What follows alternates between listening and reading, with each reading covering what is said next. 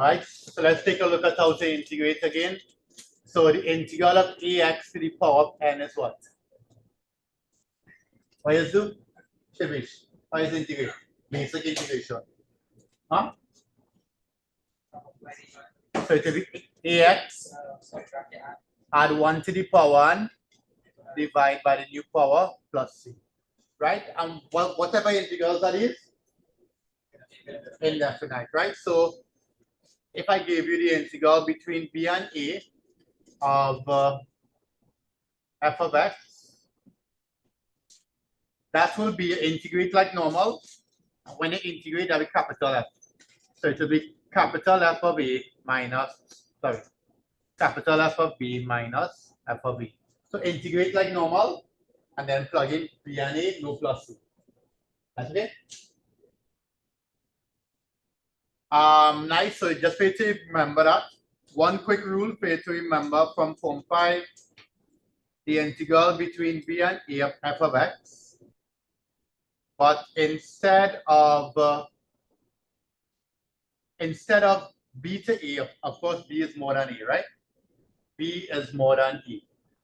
What do you think would happen if I had put in a and then b in the integral? What do you think would happen? I'll get negative out.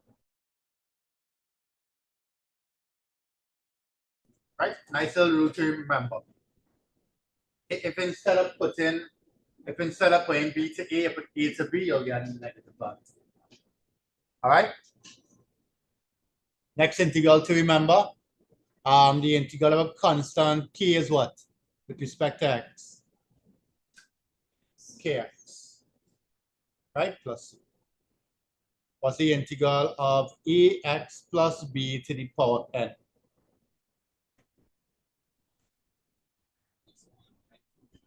Right? So you write back ax plus b, you add 1 to the power, you divide by that new power, and you divide by the differential of the bracket. Right?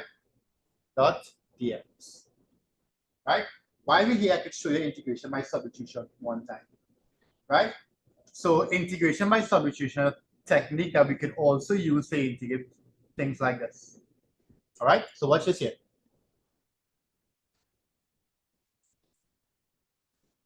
So just say I said, okay, well, let u equal to ax plus b. Suppose I let u equal to that. Then here we'll have the integral of u to the n dot dx. But I have a big problem here, right? I want to integrate something with respect to x, but there's no x here. So I have to get rid of this. That's okay? What we're going to do, Sarah? What I'm going to do, Sarah, is I'm going to differentiate this. And I will get du dx is equal to e. That's okay? So therefore, dx is what? Dx will be du all over e. That makes sense? Multiply and then bring the a here. So here what I can do now. What I can do now is I could say, well, dx is equal to du on a. So I could write du on a here. I could pull the 1 on a outside, not the a, 1 on a. So I'll get 1 on a by the integral of u to the n dot du. What's the integral of this now? What's the integral of this? U to the n plus 1 over n plus 1 plus. That's okay? And what is u? U is ax plus b. So now I'll end up with 1 on a by ax plus b to the n plus 1 all over n plus 1 plus. This is the same as this. It's longer, but this is your first example with integration by substitution. Okay? Two things you have to remember. When you make a substitution, or whatever letter you use, it don't matter. You have to integrate with respect to that letter. Okay? You choose R or P or whatever, you have to integrate with respect to that variable that you choose. Right? So therefore, to get that, you will have to differentiate the substitution that you make and then make dx subject to the formula. Substitute and equal to. All right? Since we're here, try this one out. Right, please note that this is integration by substitution.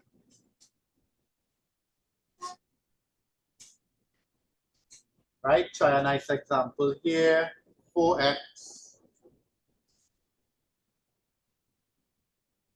4x minus 1 all cubed. Don't use the shortcut, right? Use integration by substitution. Just to get it practice.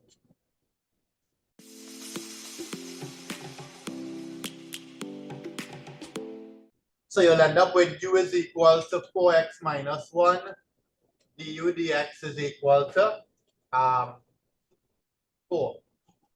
So now when you substitute, you'll get the integral of u cubed minus du over 4. That's a 4 here. So I'll put another quarter. And here you will get u to the power of 4 over 4 plus c. So I got 1 on 16. I got 1 on 16 by 4x minus 1 to the power of 4. Right, let's make it slightly harder. Right, find the integral of x by 2x squared minus 1 all cubed. Integration by substitution, right?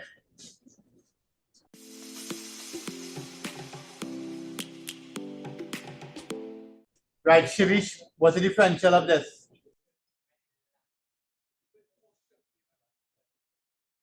For x, so therefore dx is what? Du over 4x, and then you make a substitution, so you'll get the integral of x. We have a slight problem here by u cubed dot du on 4x. Are you okay with that? Yeah. What will happen with the x's? Cancel out, and you'll get the integral of u cubed dot du. What you will do to do cancel out? No, it's not carried outside, it's a variable. You want to rearrange cancel for x. Right? So if it doesn't cancel off, then you'll have to come back here and make x a subject and make a substitution. Right? When you integrate this, you will get 1/3. Right? You will get 1/4 by 1/3 u. Sorry. I'll leave out the quarter on the outside. Yeah. So it's 1 on 4, 4 plus. So this is 1 on 16, u to the 4 plus c. This is 1 on 16, 2x squared minus 1 to the 4th plus c. All right. So I'll give you a hardish one here. It's 6 marks. It's a pass paper. You know, hardish.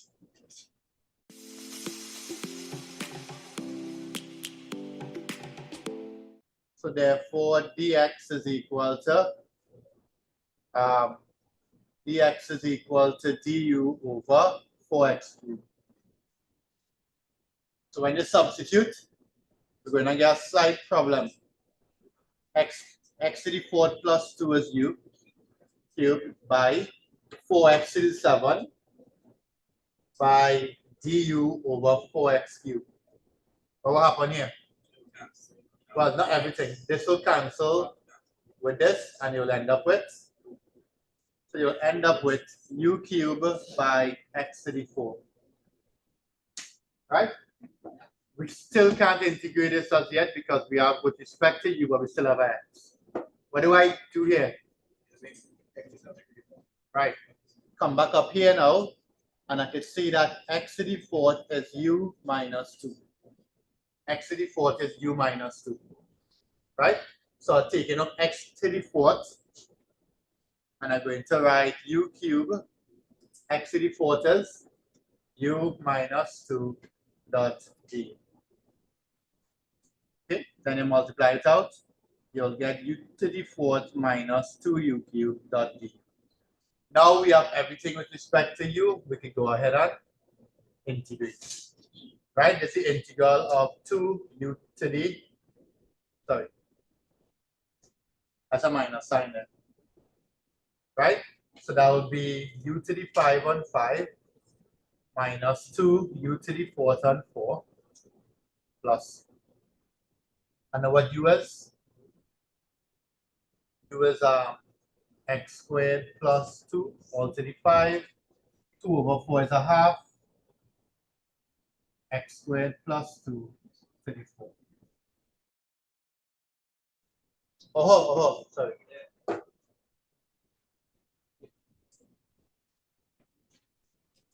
All right, so let's take a look at some tricks quickly. So the rules that we need to remember, if I ask you to integrate cos ax plus b, of course, you can do substitution here, that u equal to this and integrate it, right? But the integral of this is 1 on e sine ax plus b. Right? The integral of sine ax plus b is minus 1 on a minus 1 on a cos ax plus b plus c. Next one you have to learn is the integral of sec squared. The integral of sec squared ax plus b is equal to 1 on a tan ax plus b. Right? So three basic integrals that you need to remember, right? The integral of cos sine, integral of sine minus cos, integral of sec squared tan.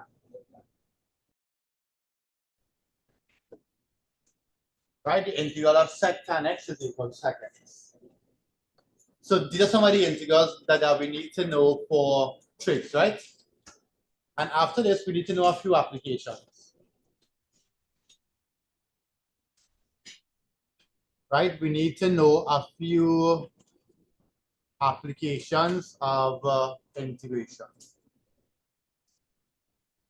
Right? So the first application is to find area.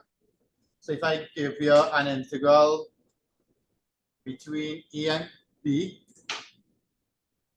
the area here, right? The area there is given by the integral between b and a of f of x with respect to x, right? As if y is equal to f of x, right? Suppose it was the other way around now, because as opposed to add maths, we need to know this as well. Suppose you have a function looking like this. Right here is c and d, and you want to get the area here, and you have y is equal to f of x. Then the area is equal to the integral between c and d of, what you have to do is make y the subject of this formula. So it's f of y dot dy. Third thing we need to remember about integrals, if you integrate here, right? This integral will be positive, here it's negative, here it's positive. All right? And if this is the limits between a and b of f of x, if you have to find the integral between a and b of f of x, what do? Since the area underneath here, or the integral underneath here is negative, you can put modulus or a minus sign in front. All right? So if you have the area below the x-axis, right? Just some quick rules to remember. Next thing that we need to remember is that if you have to integrate a function, right, and you rotate that function between a and b. If you rotate the function about the x-axis, you would get a shape that you could find the volume of. Right? And the volume of that shape is the integral between b and a by pi, the square dy, and differentiate, integrate it. Right? And if it would, this is about the x-axis. If it were about the y-axis,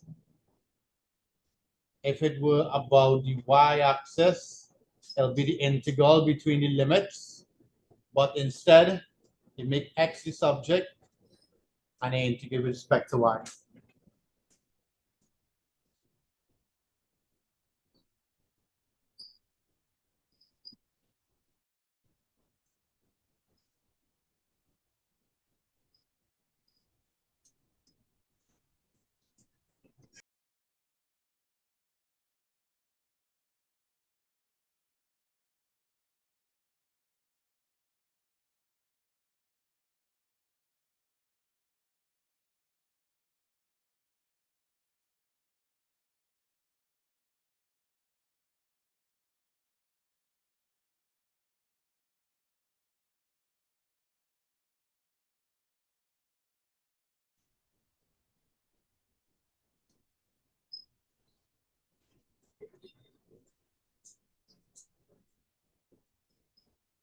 All right. So some of these things you know already from Form 5, right? But there's a new thing that we're going to look at. And you technically cannot do it already in Form 5 technically, right? Where you solve first order differential equations, right? We're not really solving second order, only first order. And the technique that we're going to use to solve first order equations is to use separation of variables. So a first order is where you only have dy dx. Second order is where you have d2y dx squared. All right? So as a quick example, if I give you something like this, dy dx is equal to f of x over g of y. Watch it. I'll write it as now. How do you solve this? When they say solve, they wanted to get an equation in terms of y. You all remember this from Form 5? dy dx is equal to 3x squared plus 2, let's see. And they ask you to define for y. They give you the gradient function, you would integrate here, and you will get y is equal to 3x cubed on 3 plus 2x plus c. Right. That is the same thing that we're going to do now. Right? Right. So basically, all we're going to do here is carry dx on this side and then integrate. So you separate the variables. You put all the y's on one side, you put all the x on one side. So if I give you a function like this, where you have something in x and something in y, you bring the y on this side. So you will get g of y dot dy, and you bring the dx on this side. F of x dot dx. So you're integrating here and you're integrating here. That's it. Make y subject of the formula.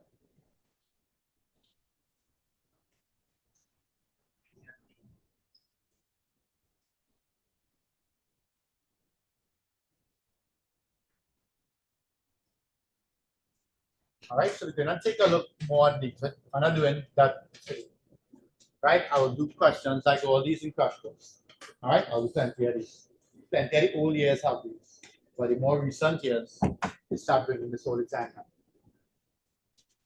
How are we doing something like this? So you all seen a function with x and a function with y, right?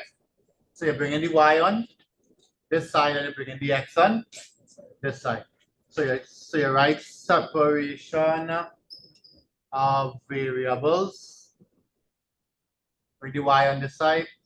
You'll get y squared is equal to, you'll get y squared dy is equal to x cubed dx.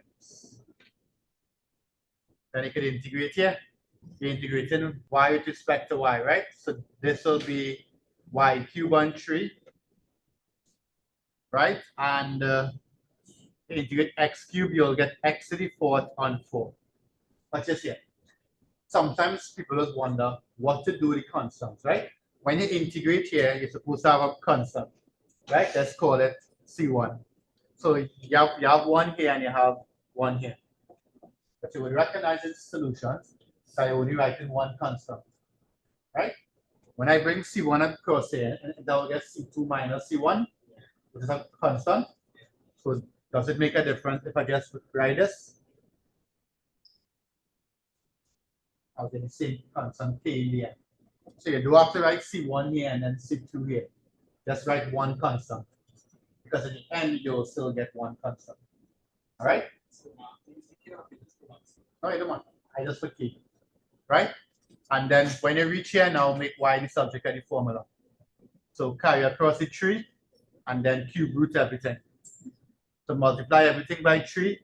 You will get 3x to the 4th on 4 plus 3k, and then carry across the cube, you get cube root everything.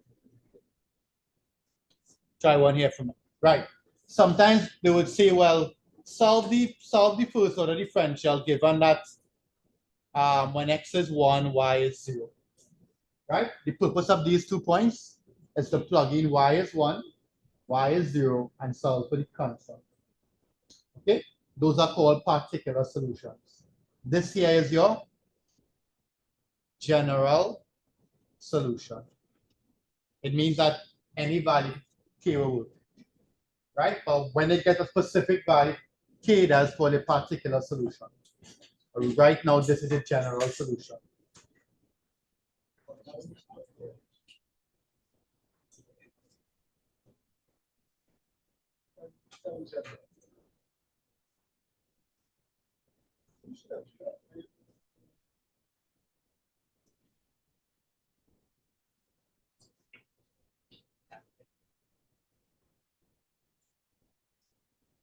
Solve that there. Get a particular solution.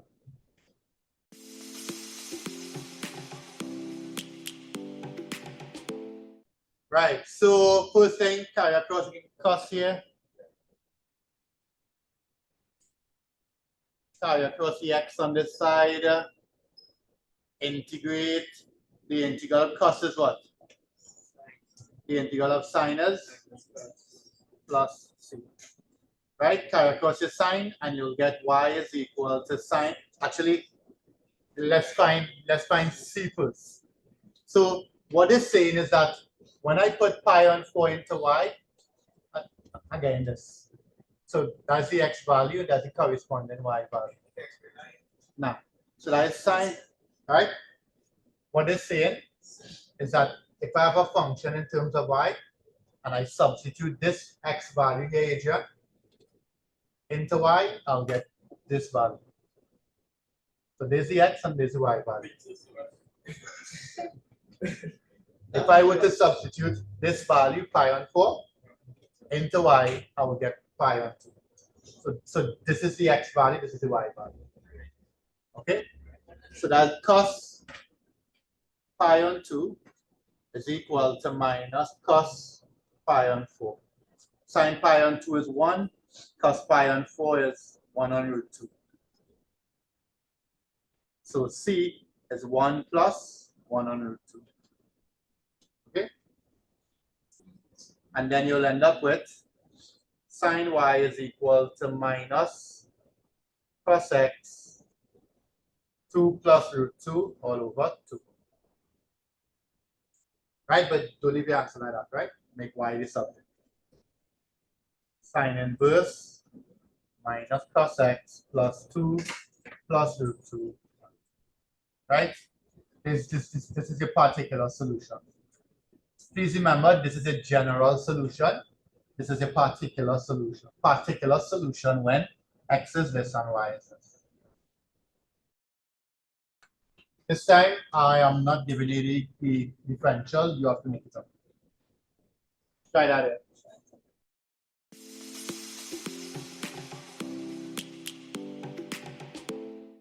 Slope is what? Which is? Right. dy over dx is equal to the product of the x component and the reciprocal of y. Well, the reciprocal of y, Shirish? Right? The slope is equal to the product of the x and the reciprocal of y. What do you have there? So you have a first order differential equation. You solve dy dx is equal to x on y. So you end up with y dy is equal to x dx. So again, y squared on 2 is equal to x squared on 2 plus c.